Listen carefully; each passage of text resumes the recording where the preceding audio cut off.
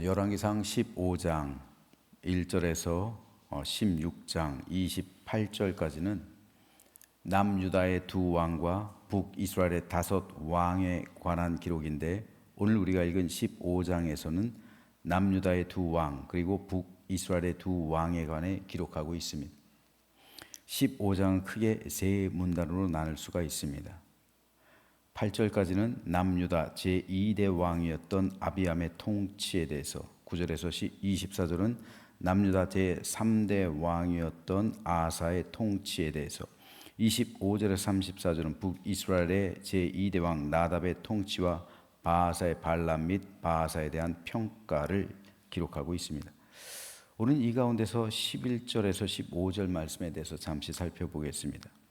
아사가 그의 조상 다윗과 같이 여호와 보시기에 정직하게 행하여 남색하는 자를 그 땅에서 쫓아내고 그의 조상들이 지은 모든 우상을 없애고 또 그의 어머니 마아가가 혐오스러운 아세라상을 만들었으므로 태우의 위를 패하고 그 우상을 찍어 기드론 시냇가에서 불살랐으나 다만 산당은 없애지 아니하니라. 그러나 아사의 마음이 일평생 여호와 앞에 온전하였으며 그가 그의 아버지가 성별한 것과 자기가 성별한 곳을 여호와의 성전에 받들어 드렸으니 곧 은과 금과 그릇들이더라. 아사는 남유다의 제3대 왕이었는데 통치 기간이 무려 41년이었어요. 남유다는 345년 동안 존속하면서 모두 20명의 왕이 있었는데, 그 왕들 가운데 북이스라엘은 19명, 209년 존속하면서 19명, 어제 말씀드렸죠? 19명의 왕 가운데 하나님 앞에서 정직하게 행했다라는 평가를 들은 왕은 단 한 사람도 없다고 했어요. 하지만 남유다는 달라요. 남유다는 345년 존속하면서 20명의 왕이 재위했는데, 그 가운데 여호와께 정직하게 행했다라는 평가를 받은 왕이 6명이 있었어요. 그 왕의 명단은 이렇습니다. 제3대 왕이었던 아사, 제4대 왕이었던 히스기야가 아니에요. 아사의 아들 여호사밧이죠. 저 잘못했습니다. 여호사밧. 그리고 제9대 왕 아마샤, 제11대 왕 요담, 제13대 왕 히스기야, 제16대 왕 요시야. 자, 이 가운데 아사는 정직히 행한 왕들 가운데 첫 번째 왕이었어요. 그리고 이 왕들은 대부분 종교개혁을 단행했던 왕들이에요. 아사 역시 종교개혁을 단행했습니다.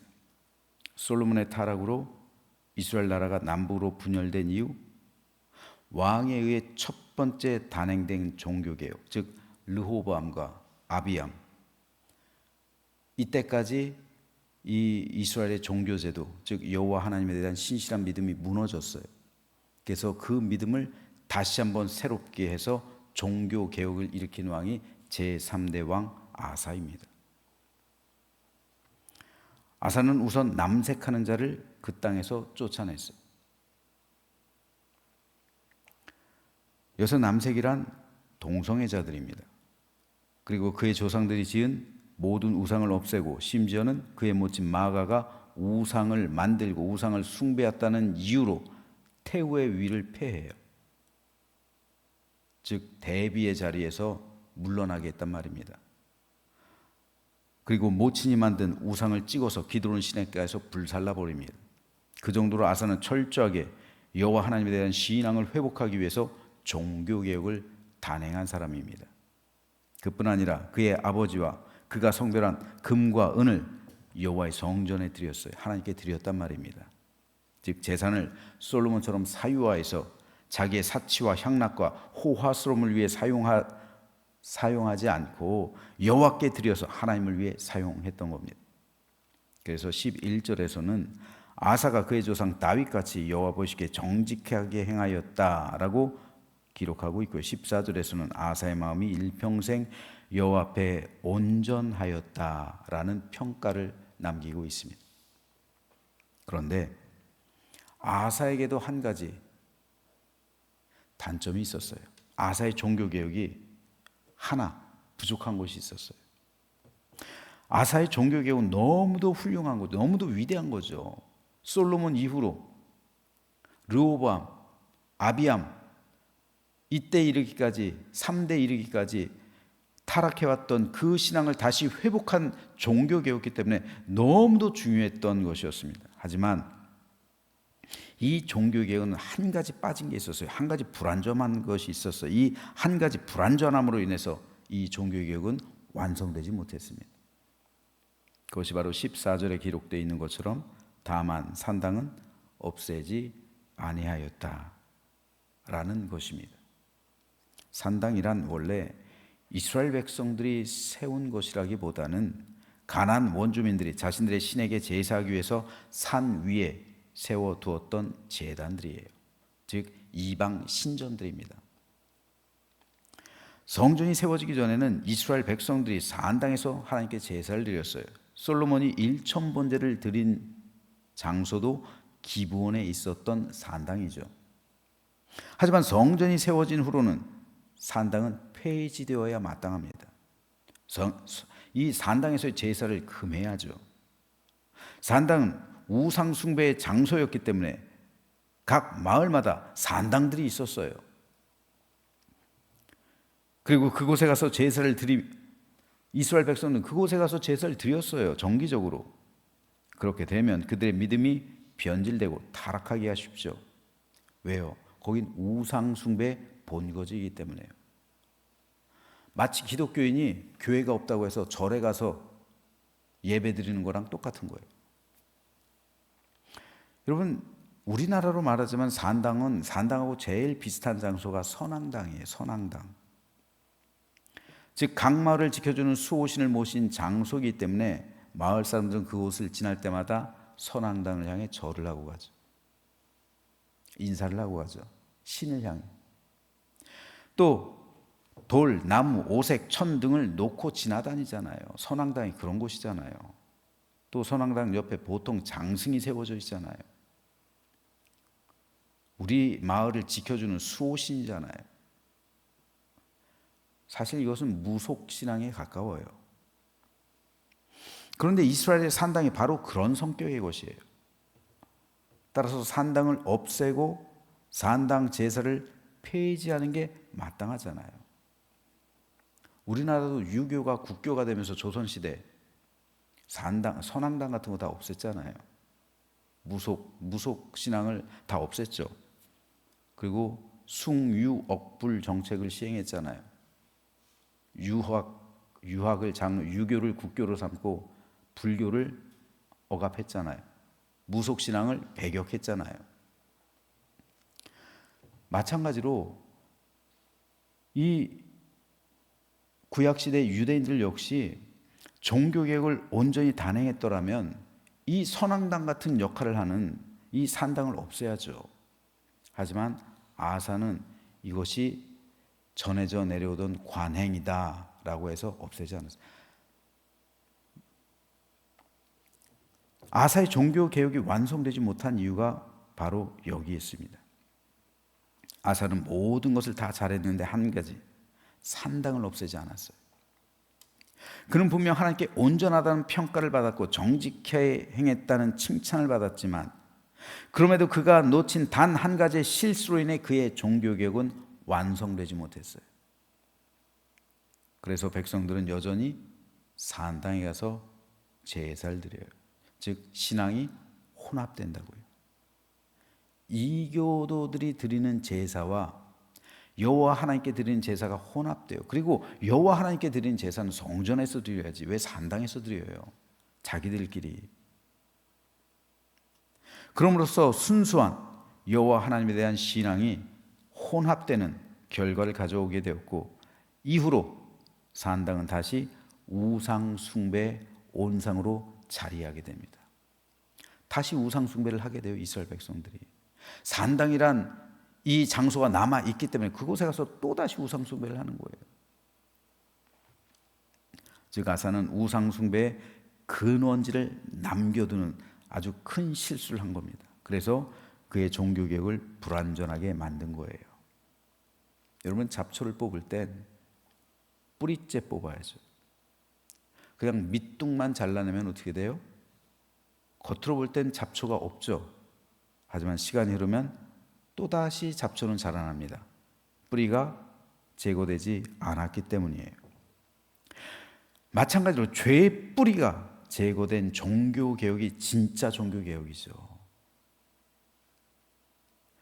히스기야의 종교개혁이 그랬고요, 요시야의 종교개혁이 그랬어요. 그러므로 산당이라는 우상숭배 뿌리, 그 근원을 남겨둔 아사의 종교개혁은 불완전한 것이었습니다. 그래서 이후로 이스라엘 백성들이 이곳에 가서 또다시 우상을 숭배하게 되는 신앙의 타락을 가져오게 된 겁니다. 그런데 이것은 오늘 우리의 믿음에 있어서도 동일합니다. 저와 여러분 역시 죄의 뿌리가 남아있다면 언젠가 때가 되면 죄의 본성이 올라오게 돼요. 그래서 죄의 열매를 맺게 되는 거예요. 죄의 뿌리가 그리스도의 십자가 보혈로 완전히 녹아져야 그 사람이 온전히 죽은 사람이 되는 거예요. 쓴 뿌리가 남아있으면 안 되는 거예요. 그리스도인들은 그 10년 가운데 쓴 뿌리가 완전히 그리스도의 보혈로 녹아진 사람이어야죠. 없어진 사람이어야죠. 쓴 뿌리가 남아있으면 안 되는 거예요. 죄의 뿌리가 성령의 불로 태워져야 그 사람이 온전한 그리스도인이 되는 겁니다. 죄의 뿌리가 뽑혀 있어야 온전한 그리스도인이 되는 거예요. 죄의 싹만 잘리면요, 겉으로 볼 때는 온전한 것 같죠. 새로워진 것 같아요. 거룩해진 것 같아요. 믿음이 있는 것 같아요. 하지만 시간이 흐르면서 삼손이 그랬잖아요. 삼손은 좋은 쪽으로 가요. 시간이 지나면서 삼손의 머리가 자랐죠. 블레셋 사람들은 이걸 간과했죠. 시간이 흐르면서 블레셋 사람들이 알았잖아요. 머리를 잘라야 되는 거, 힘이 없어진다고. 근데 간과했어요. 시간이 흐르니까 삼손의 머리가 자랐어요.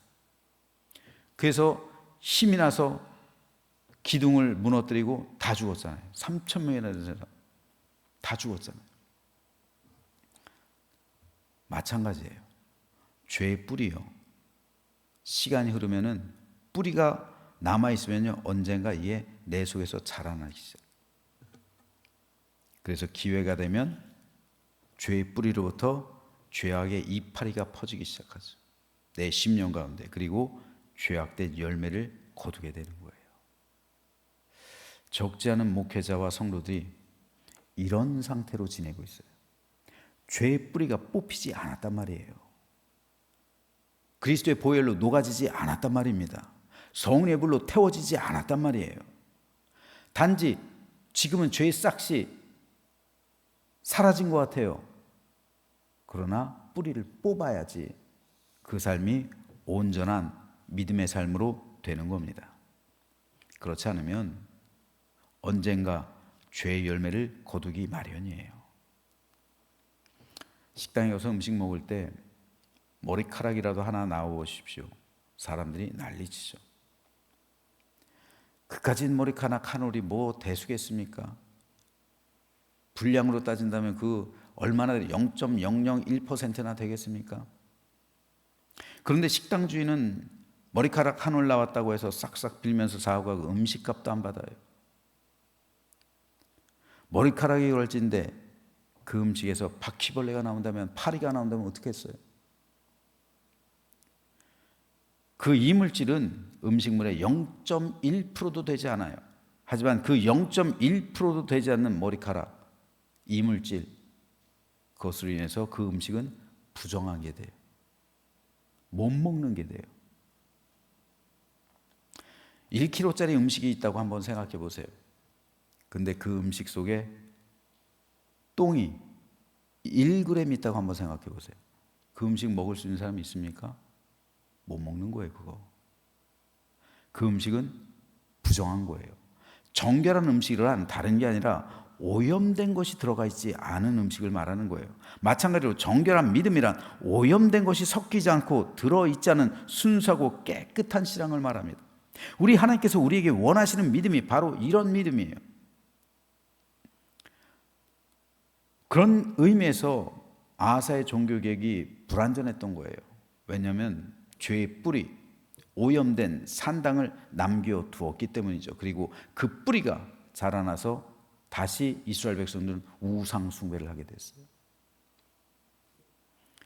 불완전한 종교개혁을 행한 아사의 말년은 그렇게 좋지 않았어요. 그는 하나님 대신 아람 사람을 의지합니다. 이를 지적하는 선지자를 옥에 가둬버려요. 그리고 백성들을 학대합니다. 그로 인해 그는 병을 얻어요. 그리고 그 병을 낫기 위해 하나님을 의지하지 않아요. 그래서 제4대 왕 여호사밧이 또 종교개혁을 일으키잖아요. 아사의 종교개혁이 3대 왕이었던 아사의 종교개혁이 완전했던 것이라면 왜 4대 왕 그 아들 여호사밧이 또 종교개혁을 일으켜요? 불완전한 것이니까 또 종교개혁을 일으킨 거예요.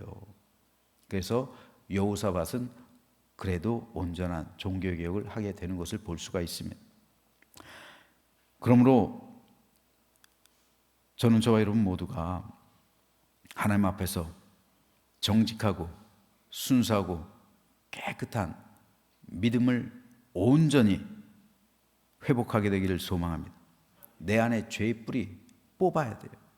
그거 뽑히지 않으면요 언젠가 그 죄에서 싹이 나고요 열매를 맺어요. 그래서 나도 모르는 사이에 타락하게 돼요. 내 믿음 변질되게 돼요. 그 뿌리를 그리스도의 보혈로 녹이고 성령의 불로 태워야 비로소 우리는 진정한 그리스도인이 될 수 있고 정직하고 순수하고 맑고 깨끗하고 진실하고 정결한 믿음을 갖게 되는 겁니다. 그럴 때 우리 믿음이 혼합되지가 않는 거예요.